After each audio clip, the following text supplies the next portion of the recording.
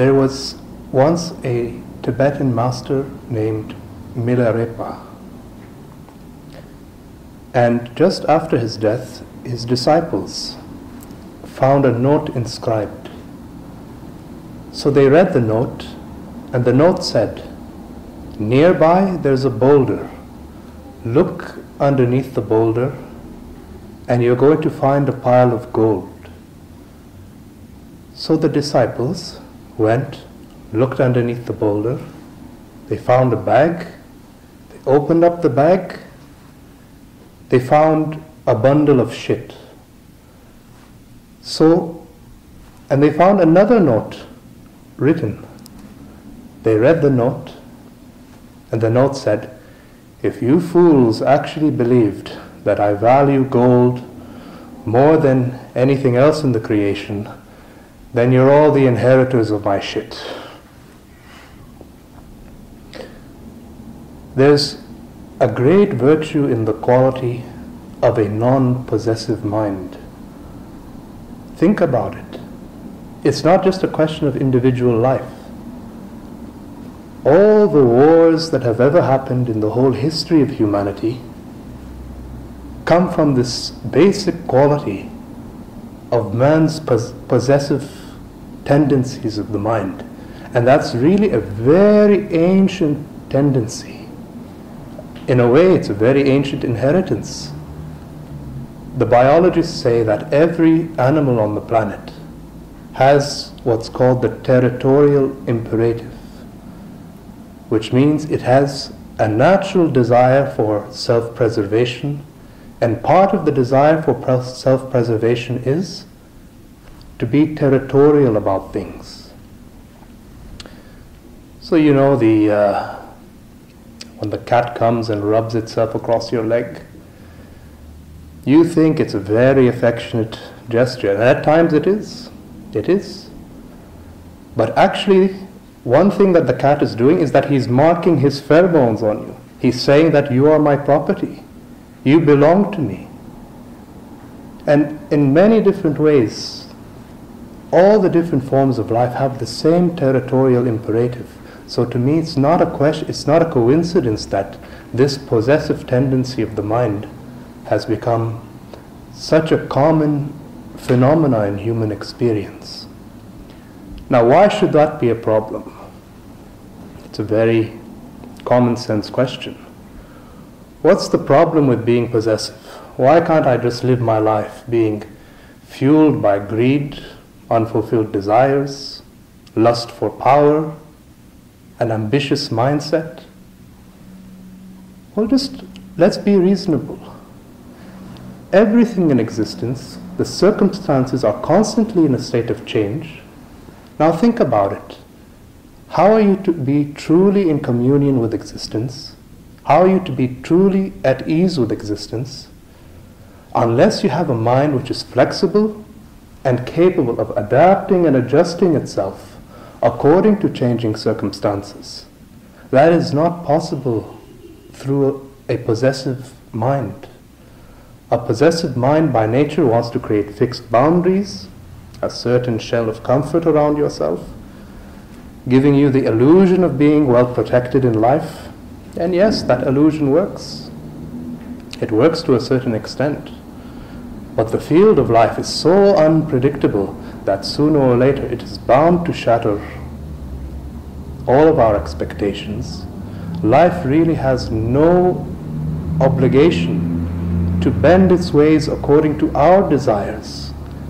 And this is what has been such a source of suffering for human life. We have as if a almost infinite list created in our mind, A, B, C, D, all the way down through the alphabet. And in a way, to live life with a mind which is bonded by these unfulfilled desires, in a way it's a bit like saying, okay, I've written a contract. I've written a contract that says that unless all these conditions are fulfilled, I am not willing to settle for any kind of contentment in life. And to me, the basic quality of a non-possessive mind is virtuous. perhaps I should clarify what I mean when I talk about virtuous. I'm not talking about the conventional ideas of what's right or wrong, what is moral or what is immoral. Everybody in this room, I think, has enough intelligence to understand this, that our standards of what's moral and immoral, what is right or wrong, are just relative concepts of the mind. What we consider moral or immoral, depending on what you value and what you do not value, you will have different standards as to what these words mean. And can we really say that there's any action in itself which by its own is moral or immoral? You say, okay, it's immoral to kill. But that's a very superficial surface observation. The very act of killing in itself is not moral or immoral. Just consider the circumstances. Are you killing out of greed? Are you killing out of survival? Are you killing out of perhaps compassion? You know, sometimes an animal may be suffering and 100% it's going to die. What would be more compassionate? To allow it to continue dragging on its sufferings unnecessarily, or just to kill it in a single moment? Or are you killing out of revenge? So this prejudiced idea that certain actions in themselves are right or wrong, good or bad, are completely short-sighted. It all depends on the context. I can sit here, bow down. But there's no humbleness in the act of bowing down. I can bow down, but still within myself I'm carrying a mountain of egotism. That cannot be called humbleness. There are some cultures in the world, India, Japan, China, unfortunately they've lost the inner understanding of what it means to bow down to somebody. Today it's done just as a formality, a ritual. You meet in a social setting, you're supposed to bow down. But the initial gesture of bowing down, what it means is that, in fact, you don't even have to do it physically. It's just a certain surrendering of your ego and a deep recognition of the other person's being as inseparable from your own. I don't know, maybe some of you have heard the word namaste. Somebody has not heard this word? The meaning of the word namaste, it means, I bow to the divine within you. What that means is, this came from a very deep, immediate experience, that once you come to know of the source of your own being, you find that it's the same nature pervading all things. And coming across another human being, whether it's a worm or a tree or a flower or a bird or a mountain or a river or whatever it may be, these are just different forms of one and the same cosmic energy. So for many yogis and for many Buddhas, this was a direct experience for them, that everything in existence is just a manifestation of the same energy. So as an expression of that, there was this idea. You see anything? You bow down. You say namaste. I bow to the divine within you. Well, that has become just a mechanical, ritualistic thing in most of the traditions today. So no actions by themselves have any quality of their own. It's all depending on the quality of the mind which is impregnating our actions. What's the state of awareness? You sit down, maybe you can keep the body just like a statue, so still as if the body has become in suspended animation. But that cannot be called stillness if at the level of your mind you're exploding with heaps of chaos and noise. It's all about the inner quality, the inner atmosphere. As far as I'm concerned, you might not be harming any other human being on the planet, but if you're sitting here and there's even a trace of violent tendencies at the level of the mind, then just the very act of sitting becomes violent. So one thing which many spiritual processes in their own ways was trying to awaken this quality of non-possessiveness. And I say again, it's a virtue. It's not a virtue in, again, the conventional sense of your relativistic ideas of what is right or wrong. It's just that the energy, the very quality of a non-possessive mind is much more natural, spontaneous, non-hypocritical. You find that you're not argumentative with life, not argumentative with the moment. This simple quality of being at ease with existence and all the qualities that are born out of this, to me, those are what I refer to as virtuous qualities. And those are just simple side effects of deepening your awareness. It's not a coincidence that if you really look deeply into it, all the qualities which bring human well-being, they all happen through a certain kind of grace. They are not something that can be forced into existence. Think about it. Insight. Take insight, for example. Insight never happens when you're sitting at the desk, working out all kinds of mathematical equations, craving after a breakthrough. It comes in a moment of deep silence, receptivity, when the mind is not hankering after something to achieve, just as if you're an empty bowl, an empty vessel. Suddenly, insight strikes. And all the qualities which bring human well-being are like this. Love, compassion, all these things arise spontaneously from the depths of your very being. So the spiritual traditions always understood the immense value of awakening this quality of non-possessiveness, because they understood that when the mind is non-possessive, you become receptive to so many dimensions, and so many doors which were previously closed to you suddenly start opening. It reminds me of,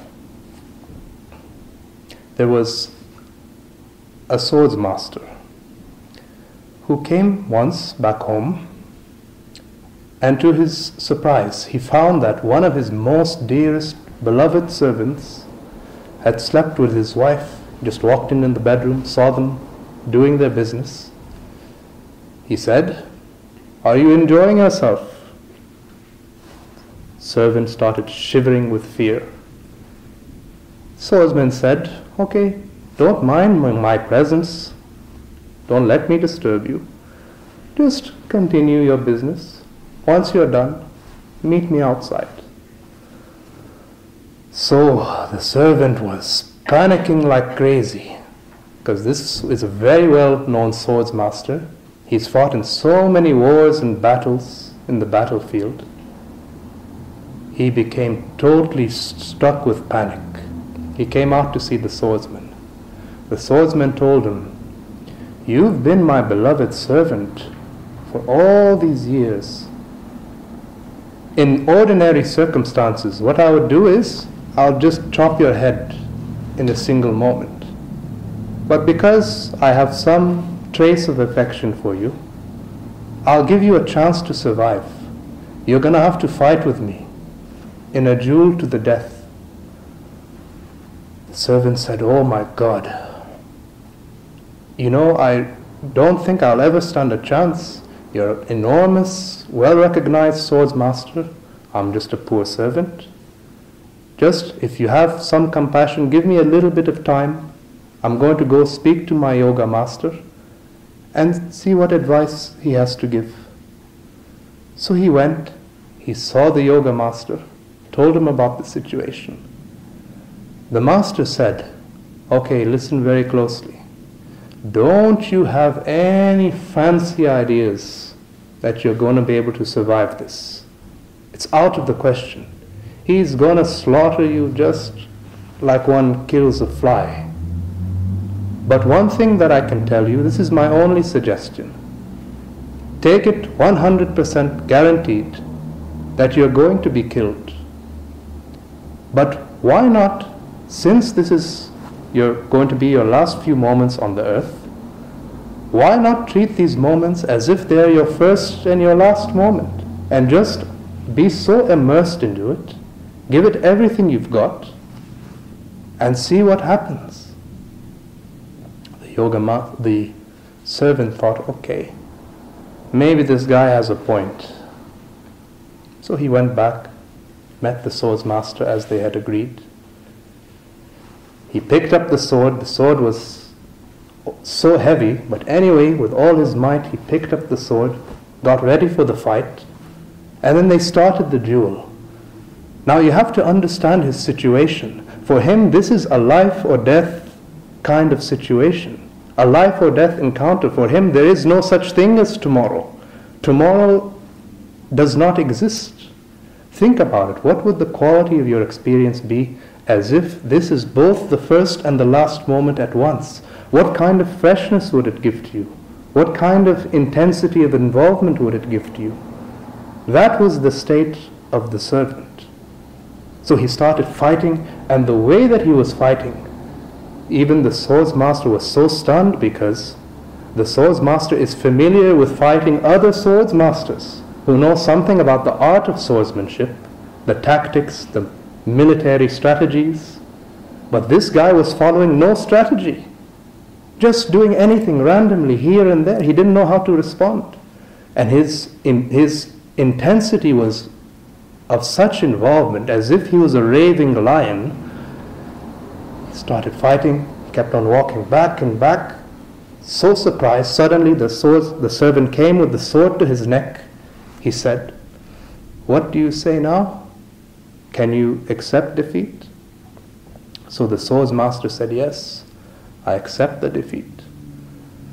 The servant finally said, "Okay, like you, I also have some love for you. I've been under your service for so many years, but I can't stay under your service anymore. But today, I'm going to be so grateful to you from this day forth, because you've taught me such an enormously valuable lesson." And very shortly afterwards, the servant, he was not practicing any yoga, Zen, nothing, suddenly came to his enlightenment and realized what is his true nature. He learnt the virtue of a non-possessive mind. A non-possessive mind which can act totally involved in the moment, yet without craving after the fruits of our actions. And a mind of this quality is of such a totally different nature. Unfortunately, like the martial arts today, the way that the martial arts is being transmitted, when you go to see the teacher today in the martial arts centers in the West, they're just teaching you kicking and punching and fighting and this and that, how to win in competitions and so on. But in the East, the whole spirit of the martial arts was such a totally different quality. You go see the martial arts master, he's not going to teach you just how to discipline the body. He's going to teach you a method which is going to transform your whole life. First, gathering a certain discipline of the body. Once there comes a discipline of the body, there comes a certain discipline of the mind. Once there comes a certain discipline of the mind, now your attention can start shifting to a much more subtle level. You can start entering deeper, inwards, into your own being. And part of the martial arts was just that, awakening a state of non-possessiveness. In Zen, it's called no mind. No mind, it literally means, it doesn't mean the absence of mind. It doesn't mean the non-existence of the mind. It just simply means a mind which can function with such immense intensity of involvement. But again, you're not craving after the fruits of your actions. So then, this is how many martial artists, you've all heard of Bruce Lee. How is Bruce Lee able to fight 10, 15 people at a time? If you ask him, he will say, "I don't know how. Just when I act, I'm so intense in the moment, and when I act, just the right kind of action happens." And he even said, if your focus is too much on discipline, too much on technique, your approach is going to be too scientific, too mechanical. You'll be like a robot. You're not expressing yourself as a true, holistic, complete human being, there's a difference. You can master technique. You can master certain methods and perform them with such precision. But you'll be like a robot. No, you don't want to act like a robot. You want to act like a complete, wholesome being. So this is why the martial arts always understood this. When there's too much interference of the intellect, when there's too much interference through your attachments, your cravings, your unfulfilled desires, your expectations, the energy of the mind starts to become very mechanical, robot-like. And in those moments, because you're so much fixated on hitting the goal, and the mind is like that. Think about it. How often is the mind goal-oriented? Wanting always to achieve something. You've heard the statement, the grass is always greener on the other side. This is how the mind is. It's very much goal-oriented. So how to act? I'm not saying abandon action. I'm not saying you don't have to organize your life in a certain way. If you do not organize your life in a certain way, I'm pretty sure nobody in this room will be able to fulfill their social responsibilities. No, we need to take care of all these things. We need to apply a certain amount of organization in life. But again, can you act, but without hankering after the fruits of your actions? The reward is totally irrelevant. There's just pure action itself. And you see the qualities of your actions and the quality of what starts unfolding in your being starts taking on a totally different kind of quality. You attain a certain kind of inner flexibility. Just the stream of life is moving, the stream of existence is moving, and you're just traveling down the stream. Non-argumentative, still totally wide awake, totally alert. Your being becomes a bit like water. And when I say it becomes like water, I don't mean you have to roll over and be a slave. I'm not saying that you have to roll over and be submissive to life. The very nature of water is that its adaptive capabilities are enormous. Even when it needs to be hard and rigid, water can be hard and rigid. You're capable of changing shape, changing form, according to changing circumstances. So, a mind which is not bounded by the logical structures or the interference of the intellect or too much interference of the ego, that is the basic energy of non-possessiveness.